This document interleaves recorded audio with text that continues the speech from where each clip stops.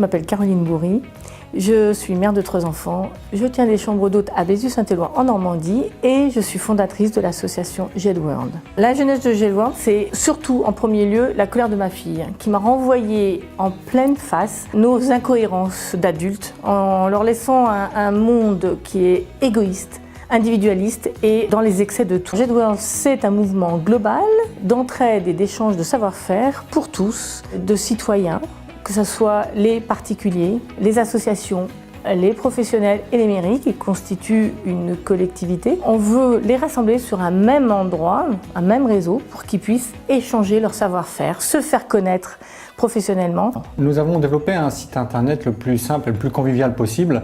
Donc une personne, quand elle a un besoin, vient indiquer avec des mots-clés son besoin, le code postal où elle souhaite que se réalise ce besoin et le système va les mettre en relation. Bon.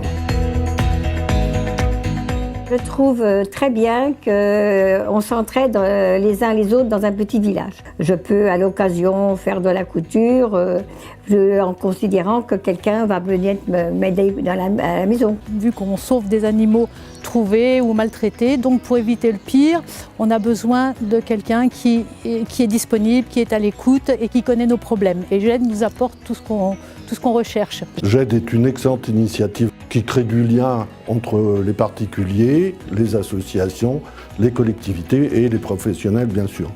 Et donc on va avoir du mieux vivre ensemble et du lien social qui va être recréé, et c'est inestimable dans une commune. Pour moi, ça m'a apporté de pouvoir rencontrer des personnes au niveau du marketing et de la communication sur mon nouveau projet.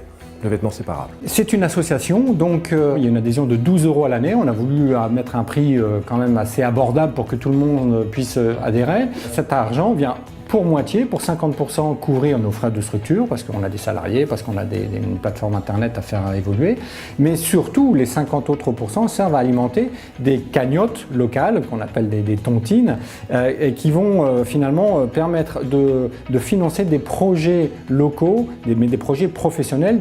On lance effectivement un appel au financement participatif parce qu'on a des frais assez importants dans cette période de lancement et ça va servir à terminer le site internet parce que là il est dans une version provisoire et on a besoin de cet argent pour terminer le développement. Et puis après c'est une question de communication aussi pour se faire connaître. Nous sommes tous concernés, nous sommes co-responsables de notre avenir, l'avenir de nos enfants et des générations à venir.